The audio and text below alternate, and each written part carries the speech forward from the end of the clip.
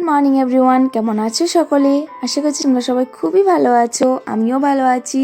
আশা করছি তোমাদের ফ্যামিলিতেও সবাই খুবই ভালো আছে। আজকে হলো মঙ্গলবার আর এখন বাজে সকাল 8:30। এখন থেকে আজকে ব্লগটা স্টার্ট করলাম। দেখতেই পাচ্ছ রান্নাঘর থেকে আজকে ব্লগটা স্টার্ট করলাম। রান্না করছি সকালের। অনেক দিন থেকেই তো সকালে সেদ্ধ ভাত খাওয়া হচ্ছে, আজকে ভাবলাম একটু ডাল বানিয়ে নিই। সে নয়তো দুপুরবেলা বা ডাল রান্না করতেই হবে, তো ভাবলাম না সকালেই রান্না করি। তো এখন একটা ডাল বানালাম আর একটা ভাজি করেছি, গাজর আলু মটরশুঁটি দিয়ে ভাজি করেছি। তো রান্নাটা সেরে তারপরে যে এখানে বাবার জন্য চা বানিয়ে দিচ্ছি, কারণ আজকে হলো মা একাদশী। তো মা তো এখানে খাবে না, ঠাকুর ঘরেই খাবে, তো শুধু বাবার জন্য বানিয়ে দিচ্ছি এখানে।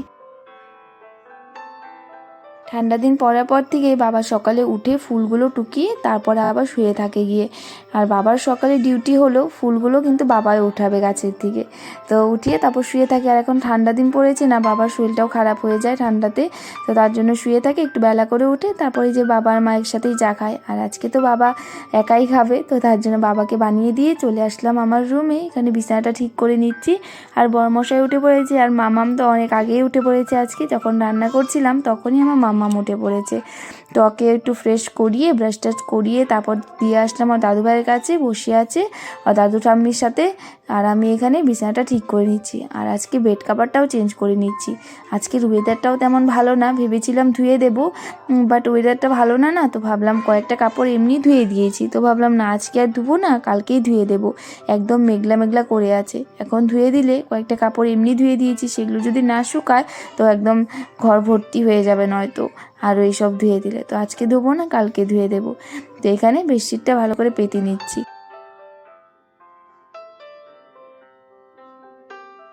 এই বেডশিটটা না ঠান্ডার দিনে পাতলেই ভালো লাগে, গরমের দিনে না খুব গরম লাগে এই বেডশিটটা। এই বেডশিটটা ওর দোকান থেকেও পেয়েছিল গিফটে, তো দেখতে সুন্দর, তার জন্য পাততেও ভালো লাগে। আমি তো বেশি করে ঠান্ডার দিনেই বেশি পাতি। কয়দিন আগে মিশোর থেকে একটা বেডশিট এনেছি, বেডশিটটা খুব সুন্দর, তোমাদেরকে মিনি ব্লগসে দেখিয়েছিলাম। প্রায় 1 মাস হয়ে গেল এনে রেখে দিয়েছি। কতদিন থেকে ভাবছি মানে পাতবো, তো যখন ভেবেছিলাম পাতবো তারপর তো চলে গেলাম বাড়িতে, তো ভাবলাম না বাইরে থেকে এসে তারপর পাতবো, তাও হচ্ছে না।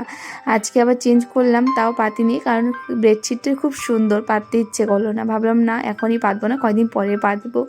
তো যাই হোক, তোমাদেরকে তো দেখিয়েছিলাম, যারা যারা দেখেছো হয়তো জানো কেমন এসেছে, খুব সুন্দর কিন্তু। বিছানাটা উঠানো হয়ে গেছে, আর এখন আমি ঘরটা ভালো করে ঝাড় দিয়ে নেব। তারপর বরমশাই স্নান করে আসবে, ওকে ভাতটা দিয়ে মামামকে খাইয়ে তারপর আমিও খেয়ে তারপর ঘরগুলো মুছে নেব।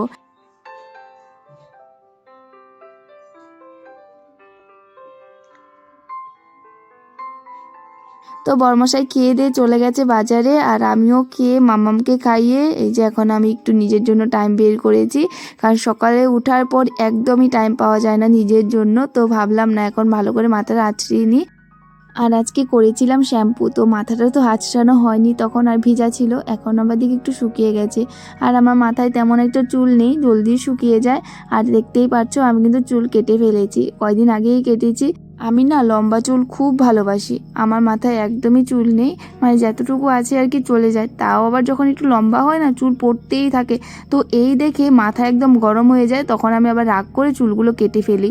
তার জন্য আর কি পরে গিয়ে আবার মনটা খারাপও লাগে। এখন চুলগুলো কেটে ফেলেছি না, তার জন্য মনটা খারাপ লাগে যে এত বড় চুল ছিল আমি কেটে ফেলেছি। তার জন্যই যার কাছে যেটা আছে ওটা নিয়ে খুশি থাকা দরকার, কারণ যারা বড় চুল আছে তারা হয়তো ভাবে এত বড় চুল আর ভালো লাগে না, কিন্তু যাদের কাছে নেই তারা হয়তো এই কষ্টটা বুঝতে পারো আমার মতো আর কি।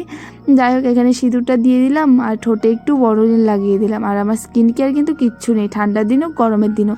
গরমের দিনে আমি ফেসে কিচ্ছু লাগাই না, আর ঠান্ডার দিন হলে একটু বড়দিন লাগিয়ে রাখি, মানে যখন যেটা পাই আর কি ওটাই লাগিয়ে রাখি। যাই হোক, এখানে দেখো আচার দিয়ে দিয়েছি, কালকে না লঙ্কা বাবা এনেছিল, তো সেই লঙ্কাগুলো মা বললে একটু আচার দিয়ে রাখি, তাই আর কি এখানে হলুদ লঙ্কা দিয়ে মেখে তারপর একটা লেবু ছিল ওটাই কেটে রোদ্দুতে দিয়েছে। আর যেদিনই রোদ্দু দিয়েছে, যেমন কালকে কেটে দিয়েছে, তারপর থেকে আর রোদ্দু নেই। তো তাই আর কি মা বলছিল যে আমি যখনই আচার দিই না কেন রোদ্দুর এই অবস্থায় হয়ে থাকে। এখানে দেখো মা চাউল যাচ্ছে, আর আমার মামাম চলে এসেছে, ও নাকি পাখিকে চাউল দিয়ে, তো বাটিতে নিয়ে সে চাউলগুলো দিচ্ছিল পাখিকে। আর মা চাউল টাউল ছেড়ে তারপর আমাকে সবজি কেটে দিচ্ছিল। আর আমি ঘরটর মুছে নিয়েছি। ঘরটর মুছে তারপরে যে ওই দিন কালকে ওর বাবা প্রসাদ নিয়ে এসেছিলো, খিচুড়ি প্রসাদ, তো সেটা আর কালকে খাওয়া হয়নি। তো আমি এই যে এখন খেয়ে নিলাম, সকালে বাবা খেয়েছে আর এই যে এখন আমি আবার একটু খেয়ে নিলাম। আর এখানে দেখো মা সব সবজিগুলো কেটে দিয়েছে। তো এই যে সকালে বানিয়েছিলাম ভাজিটা, এটা রয়ে গেছে, আর বানিয়েছিলাম ডাল, তো আমার জন্য তো হয়ে যাবে। আর এটা হলো মাছের ঝোলের জন্য বেগুন আলু আর টমেটো দিয়ে বানাবো, আর বানাবো হলো শাক। আর এখানে দেখো আমার জন্য বানিয়ে নিচ্ছি বড়া, বেগুনের বড়া। তো মাটো কেটে দিয়েছিল বেগুন ভাজি করার জন্য। এখন তো প্রায় সকালেই বেগুন ভাজি রান্না হয়, সেদ্ধ ভাত আর বেগুন ভাজি করি। তো আজকে ভাবলাম না, আজকে আর বেগুন ভাজি খাবো না, আজকে একটু বড়া করিনি, তাই আর কি বড়া করছিলাম আমার জন্য। তো প্রথমেই বানিয়ে রেখে দিলাম, পরে গিয়ে আমি খাবো না, ঠান্ডা হয়ে গেলেও কিছু হবে না আর কি। আর বানাবো হলো মাছ, কালকের বোয়াল মাছ ছিল, তো ওটাই রান্না করব। আর এখানে দেখো শাকটা বসিয়ে দিয়েছিলাম, শাকটাও বানানো হয়ে গেছে। তো এই যে এখন নামিয়ে নিচ্ছি। আর এই দেখো এখানে বোয়াল মাছ ভাজতে গিয়ে আমার যা অবস্থা হয়েছে কি আর বলবো, একদম হাতে হতে ছিটে এসেছে তেলগুলো। এই মাছটা ভাজতে না আমার খুব ভয় লাগে, তাও সেই কষ্ট করে ভেজেছি। এই দেখো এখানটাতে লেগে গেছে তেল। মাছগুলো ভেজে তারপর কড়াইতে আবার একটু তেল দিয়ে তারপর একটু জিরে দিয়ে দিলাম, আর এখানে সবজিগুলো দিয়ে দিলাম। তো সবজিতে তো টমেটো দিয়েছি, তো টমেটো না সোমবারে দিয়ে দিলে না আর সবজিগুলো সেদ্ধ হতে চায় না, ভুলে গিয়েছিলাম, একসাথে ঢেলে দিয়ে দিয়েছি। তার জন্য আবার নামিয়ে রেখে এই যে এখন বেগুন আর আলুগুলো ভেজে নেব। তো একটু লবণ হলুদ দিয়ে ঢেকে দিয়েছিলাম, দেখো এখানে সুন্দর ভাজা হয়ে গেছে। তারপরে এই যে দেখো এখানে জিরে আর লঙ্কা বেটে রেখে দিয়েছিলাম, এটাই দিয়ে দিলাম। আর এখন একটু ভালো করে কষিয়ে নেব মশলাটা, তারপর দিয়ে দেব টমেটোটা দিয়ে আবার একটু লাড়াচাড়া করে নেব, করে গিয়ে তারপর জল দিয়ে দেব, তাহলেই হয়ে যাবে একদম সিম্পল মাছের ঝোল বেগুন আলু দিয়ে।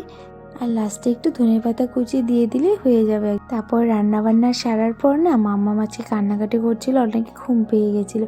তারপর মাম্মামকেও খাইয়ে ঘুম পাড়িয়ে দিলাম, তারপর বাবাকে ভাতটা দিয়ে এখানে দেখো বাইরে এসেছি, এসে দেখি এখানে পাখির বাসা হয়েছে, একদম লাউ গাছের ভেতরে করে রেখেছে, দেখো দুটো বাচ্চাও আছে।